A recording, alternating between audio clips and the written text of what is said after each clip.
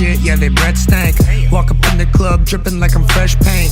I can see through the facade like an... What's going on, fight fans? It's another great day when you love MMA. Welcome back to Matty Fight Talk. Bellator 293, it's going down next week, Friday, March 31st. Lock it in on your guys' calendars because we got a hell of a fight card going down in Temecula, California. Let's get into it. So we got the main event. Let's kick it off right there. It's going to be going down in the heavyweight division between Marcelo Golm and Daniel James. This is going to be one hell of a fight. I've seen both of these guys fight. Both of these guys are extremely talented. They're very big dudes, and it's going to be very intense. Heavyweights in Bellator, I'm telling you, man, these guys throw down. If you haven't seen Bellator or you haven't watched any of the fights or the heavyweight fights, it's just one of those things, man, where if you're a fight fan, you got to love it. These guys bring it. They got heart, cardio, striking, grappling. It's going to be very exciting. So Marcelo Golm, 6'3". He has got a record of 10-3, 7 KOs and 3 submissions, very well-rounded. He's on a 4-fight win streak right now, and he's got 9 first-round finishes. Now, Marcelo Golm's coming off of a big win where him and his opponent were going at it. This was going down in Tacoma, Washington. Very back-and-forth fight. He got hurt, got, put in bad positions, battled back, and ended up getting a third-round submission. So very impressive for Marcelo Golm. Now, Daniel James, on the other hand, he's a 6'5" bad dude. 14, 6-1, 10 kills and 3 submissions. Also very well-rounded. 4-fight win streak for this man, and they are all by way of KO. Last defeated Tyrell Fortune by second-round KO. So Daniel James has been putting the lights out in the past couple fights, or the last 4 fights to be exact. The dude has heavy hands. He's extremely big, very good at both grappling and the striking department. Now, Marcelo Golm, to me, I like this guy a lot, the Brazilian, but when he gets hurt, he gets put in some bad situations. He does fight through. He's got some heart, but I think Daniel James is very dangerous and he hits very hard. I think he's going to continue this knockout streak. I think it's going to be 5-fight win streak with 5 KOs because I do think he is going to knock Marcelo Golm out. Now, I believe this is a three-round fight. It could be a 5-round fight, but if it is a 3-round fight, I definitely see Golm being able to hang in there and try to make this a grinding war, and it ends in the 3rd round. I just think once they get separation, once they get a little bit tired, Daniel James just has the power and he has the technique. I think he puts the lights out and adds to his 10 kills with another one. Hit me in the comments. Let me know who you guys have win this fight. But I got Daniel James winning the main event by knockout. Now let's go down to the co-main event.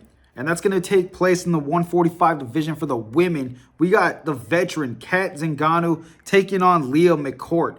Now, everybody knows Cat Zingano. She used to be a former UFC fighter. 13-4. She has 5 KOs and 4 submissions. Very diverse in her way of getting the job done as well. She's currently on a 3-fight win streak.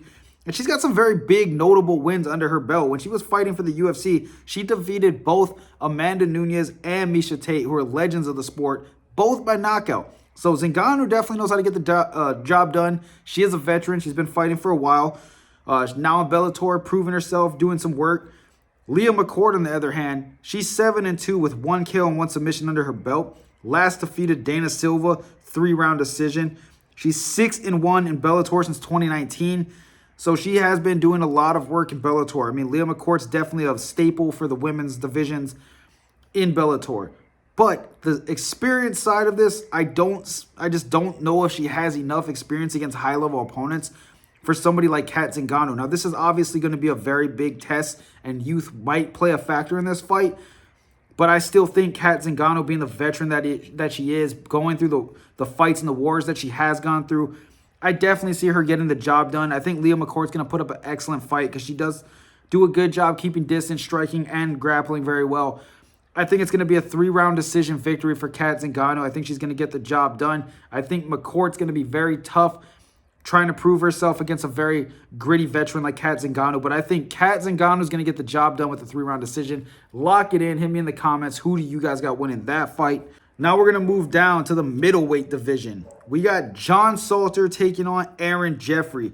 Now, John Salter, 18-6. He's got 7 kills and 10 submissions. You want to talk about just having plenty of tools in the bag to get the job done. You know what I mean? 7 kills, 10 submissions, very good, well-rounded. Let the fight go wherever it wants to take place. Salter's 8-3 in Bellator right now. He is 0-2 in his last 2 fights. but they've come against guys like Johnny Eblen and Gegard Mousasi. So losing to both of those guys, knowing their credentials, I mean, that's not really that bad for him, but he is on a 2-fight lose streak. He definitely wants to bounce back. Now, John Salter, like I said, very dangerous, has 13 first-round finishes. I mean, this guy definitely can go in there and end the fight immediately, depending on where it goes. Now, Aaron Jeffrey, on the other hand, the man's 13-3, 9 KOs and 1 submission. Guy hits like a truck. Definitely will put the lights out if he touches the chin. I mean, he's one of those guys, man. He just has the power to end the fight. Now, Jeffrey's on a 3-fight win streak. 2 have come by way of KO. Last defeated Austin Vanderford by first-round knockout. And Jeffrey's currently 2-0 in Bellator. So he's coming in, riding his high horse. You know, this guy's been doing it, getting the job done. Knocked out a lot of opponents. Has a first-round KO over a top contender like Austin Vanderford.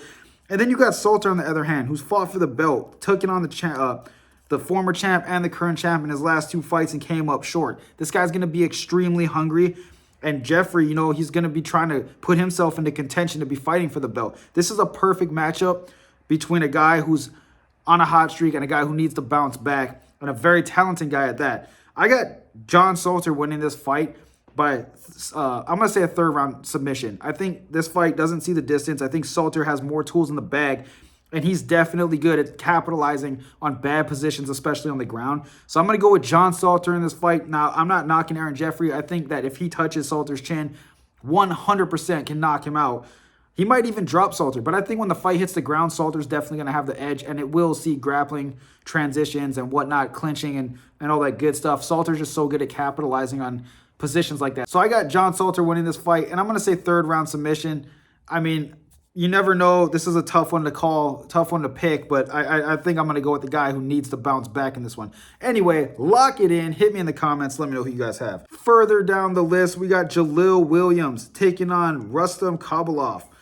This is going to be an interesting matchup. Jalil Williams, I couldn't find too much info on this guy. You know, I'm getting into Bellator more and more, and I'm trying to learn who the fighters are, who the up-and-comers are. So forgive me if I don't know too much about these fighters. Still doing my job to try and figure out who's who. But Jalil Williams, I do know, is 16-4 with 5 KOs and 11 decisions. So the guy's durable, definitely can go the distance. I watched a little bit of his highlights. You know, he's a gritty fighter that will drag this out the distance if he needs to, and he gets the job done when he goes to the distance. He's 3-2 in Bellator as we speak. Now, Kavalov, he's 24-4, 4 KOs, 5 submissions.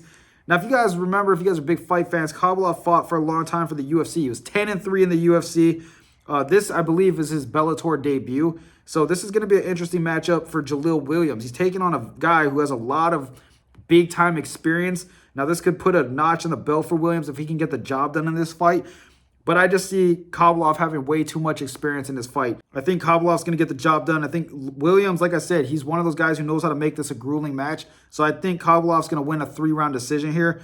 It's going to be a good fight. Very back and forth, I'm assuming. But I just think Kavalov, you know, he has the edge in the experience department. He's fought for the 13 fights in the UFC, making his Bellator debut with a record of 24-4. It's pretty impressive. So I definitely see him getting the job done. Lock it in. Let me know who you guys got. Now the main card opener, it's going down at light heavyweight 205. We got Sullivan Cauley taking on Luke Trainor. This is one hell of a matchup, guys. Sullivan Cauley's 5-0 with 5 knockouts, 5 first-round KOs. This man has 5 professional fights in all by first-round KO. He's never even been to the second round yet. Undefeated, has only fought for Bellator. Extremely impressive. Anybody with a 100% finish rate, especially a first-round 100% finish rate, is pretty insane. Now, Luke Trainor, on the other hand, 6-1. He's got 3 KOs and 3 submissions. He also has a 100% finish rate because his only loss, he got finished. So, I mean, we're talking about a dude who it's kill or be killed, literally. He's currently 3-1 in Bellator. This is probably the best matchup you could have to open up a main card. You got a guy who's 5-1. You got a guy who's 6-1. Both, they don't go to decisions when they win. They either win by knockout or win by submission. And this is going to be a very crazy barn burner type fight. For being light heavyweights, that's very impressive.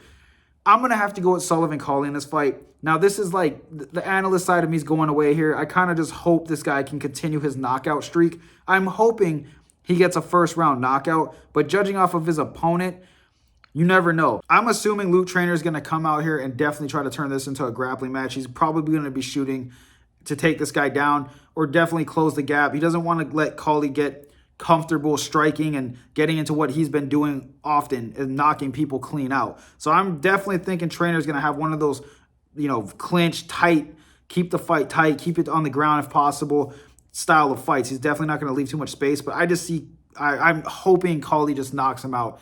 Not because I don't like Luke Trainor. I just want Sullivan to continue his knockout streak. I want him to go to 6-0. I want him to have 6 first-round knockouts. I'm hoping he gets a first-round knockout. So that's my prediction for that fight. You can lock that in too. Check out all my other videos, guys. Thanks for always supporting me. Thanks for always liking my videos. Don't forget, if you haven't yet, subscribe to my channel. Hit the bell icon to be notified when we drop more content.